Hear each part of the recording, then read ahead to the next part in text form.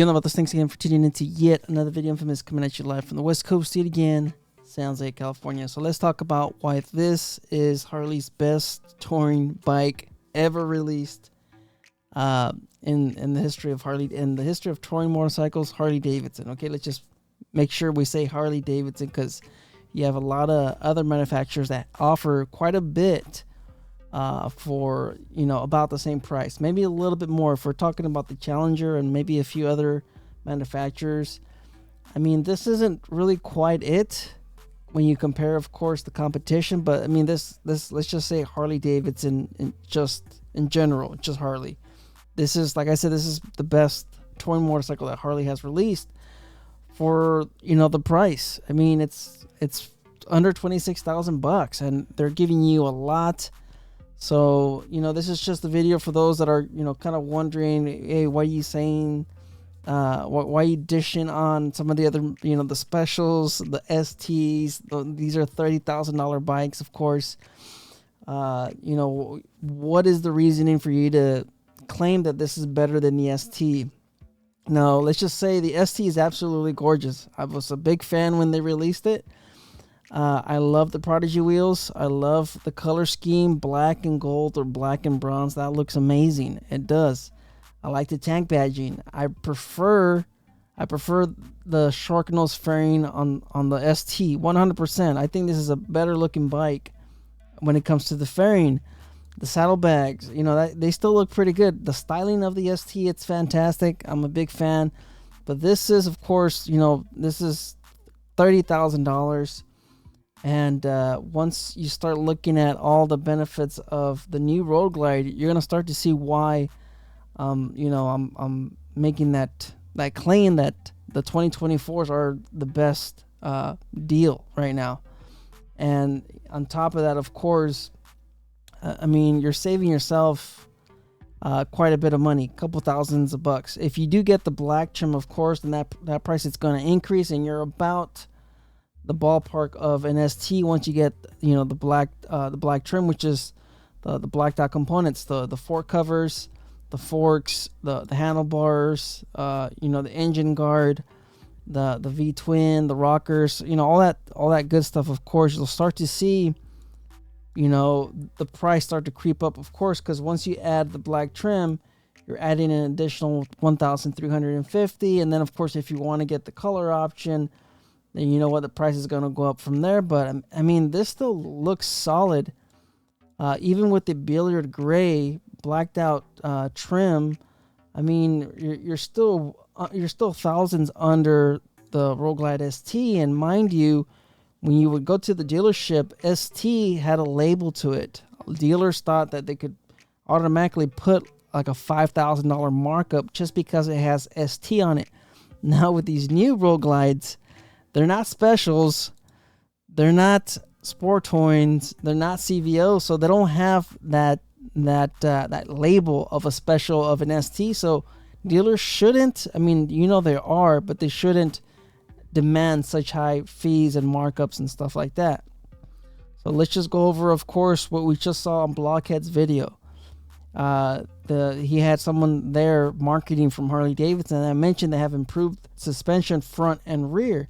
They have new springs front and rear, so it's going to handle better. This is why I'm saying this is a better bike in every category, you know, compared to the ST and the previous models, the specials, the CVOs with the old gen, of course, the old gen fairing, you know, that are non liquid cooled, of course. Then I mean, I'm just saying this is, unless it's a limited, of course, if you have a limited, then it's liquid cooled. If you don't have a limited in 2022, 2023 CVOs, then it wasn't liquid cooled.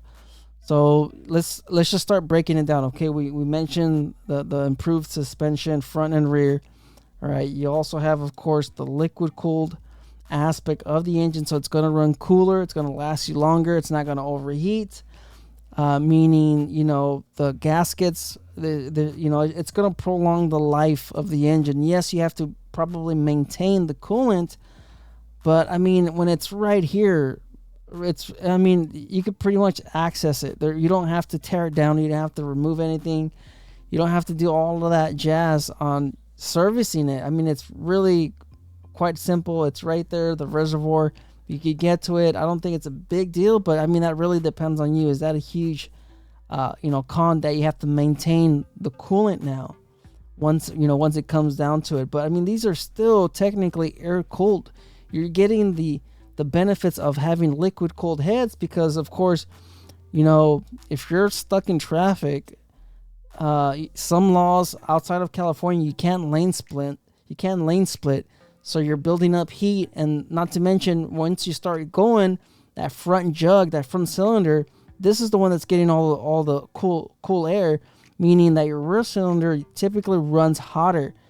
And you guys have seen some of those other videos where people are taking the temperature and stuff like that. And, depending on the heat, if it's summertime, we're talking about triple degree weather. You guys remember my own videos when I'm riding my Evo, I'm hitting, in my rear cylinder, I'm hitting 420 degrees. And I'm doing, high speeds. We're talking triple digits. And it just, it's nice having that additional cooling to bring down the temperature. And the way these work, if you guys seen my videos, the cooling actually runs through the rear cylinder first, and then it passes through the front. So you get all that cooling on that rear top head where a lot of the heat builds up. And when you guys know, if you guys have heat, it also shrinks and expands metal. You have gaskets that aren't made out of metal and they're made out of rubber and whatever materials that Harley's doing. That expands, and then you start getting leaks. If you guys seen some of the 135s and some of the 131s, they're having some issues with the gaskets leaking because of the EPA tune, the California compliant tune. They run lean, they run hot, and of course you have a bigger displacement. You're gonna, there's gonna be more heat, more wear and tear, stuff like that. So you have the coolant. That's gonna help out, of course, with that engine temperature. And like I said, it's gonna perform better if you're keeping it under, keeping the oil, under 200 and 230 degrees or something like that. If you get it in that sweet spot, 200 degrees to 230 degrees is where the oil needs to be for it to do its job, to lubricate and to cool. Like I said, you're getting both of them. You're getting the air cooled, and you're getting the liquid cooled. You're getting both of the benefits. So there's that. Okay, better cooling, better handling, better suspension. You also have, of course, the 117. Yes, I get that the ST is also has the 117, but that's where leaning towards. You're getting the 117. You're getting the 117 still. So you're getting that additional performance. You're getting that 117 cam. You're getting that torque, and of course, not to mention, it's also lighter. Now, I am going to get to the cons, okay? Just like I said, just bear with me for a little bit longer. So you have 117. Let's move on up to, of course, the technology of the bike. Yes, you don't have the VVT, but like I said, I think that's a pro, that's a benefit. You don't have to worry about cam phasers or anything like that. You can pretty much throw anything in this because, I mean, it's practically the same heart. I believe, from what I understand, they're using the same cam plate and they're using the same cam and all that other good stuff. I don't know why they have the VVT cam chest cover on here. I don't know, but overall, it all uses the same guts when it comes to the core of the engine. So you could pretty much throw a SNS cam chest in here. From what I understand, you could throw in a Screaming Eagle or a Fueling or whatever you want to use, Fuel Moto, whatever you want to use, you could throw it in there. It's going to work. All right, moving on up to like I said, the technology. You have the 12.1 inch TFT display. So I understand some of you guys were mentioning, hey, I prefer the analog. I get it. I mean, it really comes down to a preference. If you want the analog, you have that option. With the new Road Glide, you don't have that option. They're using the Skyline OS, and like I said, we're gonna get to some of the cons later in the video. But I mean, it's a beautiful display. TFT. It's bright. It's gonna do the job, and I think it looks fantastic. All right, quite honestly. Yes, the fairing is absolutely hideous. I already said that, but this is going to offer you the maximum aerodynamics for the bike. It's going to offer you the maximum wind protection, everything. You know, there's a reason why this thing is this hideous. All right, it's to offer maximum air protection and comfort. It's absolutely it's ugly. It's really ugly. I can't get over how ugly it is. But you know what? That $26,000 mark is very appealing, even though this thing is absolutely hideous. So let's move on down. Of course, you get the redesigned, a little bit more of a modern touch, a little bit more rigid design of the overall look of the bike. Of course, you guys can see it, fairing, fuel tank, and the saddlebags. Anyways, moving down to the saddlebags, you don't have that option anymore for extended. Some people are gonna miss that look. You know what? I think I prefer this look. All right, that's just me. I preferred the standard saddlebags. I've always been a fan of these. And seeing these new ones that are a little bit chopped on the rear, I think it looks fantastic. I'm a big fan of what they did. They cleaned it up back here. You know, they cleaned it up, having this the lighting in between the fender and the saddlebags. I think it looks pretty solid, and it just cleans it up, and it makes it, you know, it's just overall design. I think it looks better. You don't have that gap like you do with these ones, and these old design. It's just old, all right. Yes, it's got the you know, the extended rear fender, but I really like what they did with this, how they cleaned it all up. So overall, everything's, you know, fantastic. Better, of course. You could also see it's got a 2-up seat, the passenger foot pegs.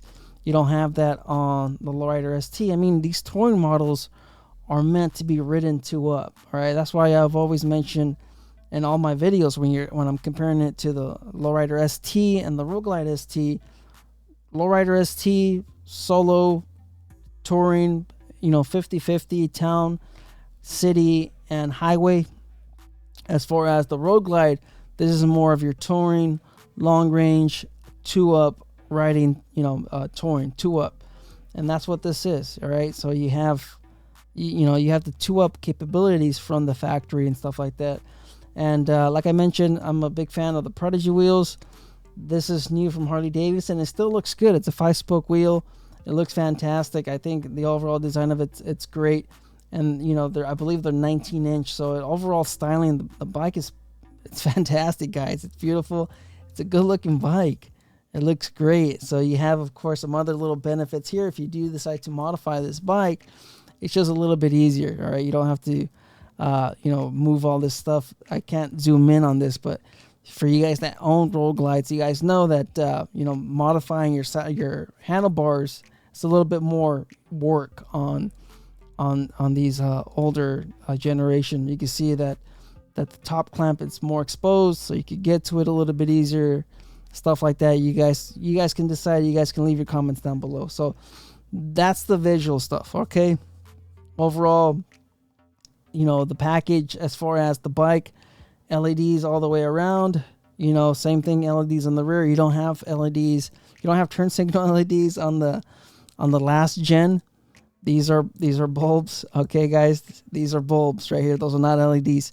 Now we finally have LEDs all the way around. Finally, after how many years? Of course, we have the new wheels. Of course, the flow state design, engineered via AI and computer engineering, or whatever you want to call it. So it's, you know, it's going to deliver on the wind protection, the wind noise, and the comfort. Okay, guys.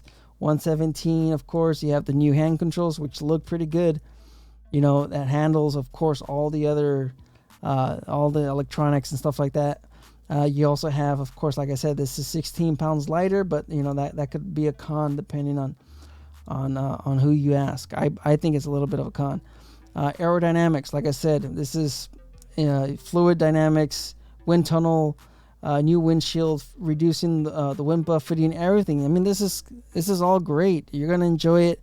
Like I said, I recently test rode the Chieftain, and I was getting a ton of wind buffeting. I have yet to test ride these bikes, so let me just say that. And of course, you have the Skyline OS.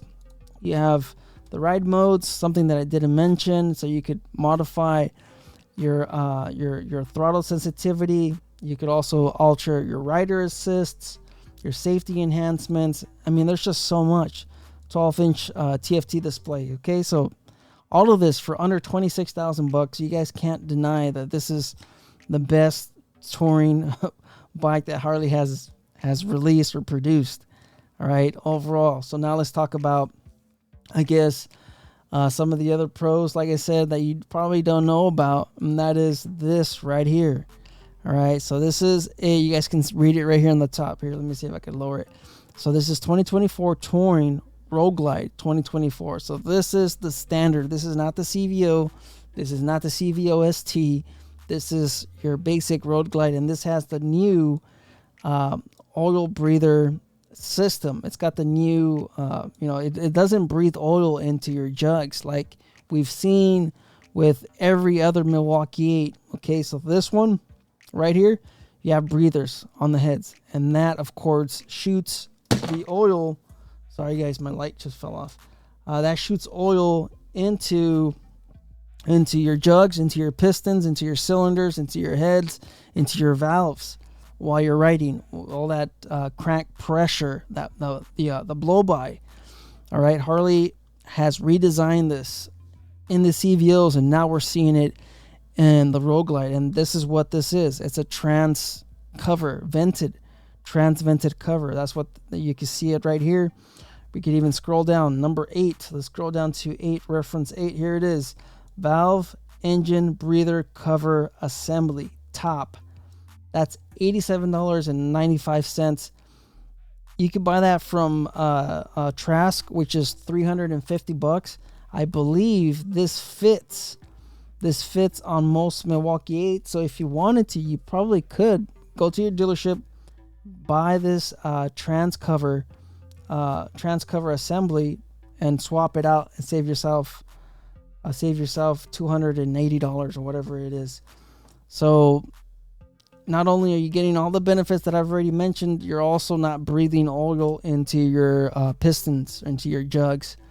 So, I mean, it's a win. It's a win-win-win-win, on top of everything: suspension, handling, comfort, wind protection, the crank, the blow by, the crank pressure vented through the trans cover. I mean, you don't get none of that with this. $30,000. Like I said, riding modes, liquid cooling. There's just so much to mention. All right, so now let's talk about some of the cons. All right, the cons: the Skyline OS. We've seen $1 Million Bogan's video. There's some issues there, connectivity issues, but this is all that Harley can address throughout firmware updates. All right, so it's not a complete mess per se, but Harley can address it as it goes on. All right, that could be one of the cons. Another con, I guess, is how hideous this fairing is. It's absolutely ugly. I really do believe that, but that could be a con depending on who you ask. Sorry guys, I haven't had any water. Another con, of course, is now you have to maintain the coolant. That could probably be another issue. That's not only are you paying, I mean, if you don't service your own bike, of course, not only are you just paying for the 3-hole or the oil change or whatever service interval, now you're gonna have to tack on another maintenance component that you have to address. Is it every 10,000 miles? Is it every 20,000 miles? Who knows what the service interval is for the liquid cooled? Maybe somebody in the comments can let me know. But yes, now you'll have to not only do your primary transmission and your engine, now you also have to maintain, of course, the coolant, and then depending on how old your brake fluid is, of course, that's something else that you're probably gonna have to also maintain. That's another con. The other con, of course, is the reduced weight. If you've also seen $1 Million Bogan video, you guys will see how flimsy the saddlebags can be. It is what it is. Is it more of a reduced weight issue, or is it more of a cost savings thing that Harley did by reducing the weight? Yes, they're using a inferior ABS plastic, in my opinion. That's what I think. I believe most of the weight is here. Somebody else mentioned that they believe it was the battery. I don't think Harley's delivering these with lithium ion batteries. There's just no way. I mean, they're already giving you all of this, all of this, the LEDs and all this other stuff. They're not going to be giving away lithium ion batteries. There's just no way. So I believe most of the weight savings comes from the saddlebags and probably the fairing, which, like I said, that could be a con depending on who you ask. But I think, that's pretty much it in my opinion. I believe those are the only cons for $26,000. Like I said, you really can't complain too much. And like I mentioned in my other video, these prices were going to go up anyways. You guys saw the Lowrider S is now a $20,000 bike. Back when I got mine, that was a $17,800 bike. That's gone up $2,000. Yes, these were probably, what was it, $2,000 cheaper last year. Is that right? I can't remember how much. I believe there were $23,000 to $24,000. So I'm just saying the prices were going to go up anyways. And since they were going to go up, I believe Harley can justify the price increase, since they're delivering on everything you see here. So that's just me. That's just my 2 cents. You guys can let me know in the comments. Am I wrong? What do you think? Is this worth it? Not worth it? Now that you've heard everything that I see, based off of, my reaction without even seeing Blockhead's video. Now that I've seen his, now we could confirm that, that it's just better every way. It's a better bike in every aspect. It beats out the Road Glide Sport Touring. This is supposed to be the Sport Touring, and it should have been shipped with at least half of this stuff. That's what I'm saying. Even the CVO ST. Man, I don't know. It's a good bike overall deal, and just because of what everything that you see here, everything that I've already mentioned, of course, I could almost justify, I don't know, the fairing. I guess you could probably live with it just to get everything that I've mentioned, to get, just all the little special features, all the unique new features of it. But hey, you know what? The ST is still a good looking bike. I think, I don't know, maybe it's going to grow on me. Maybe this new fairing's going to grow on me, or maybe I just got to test ride it and see what it's all about. So life's a risk. Get out there and ride. Later.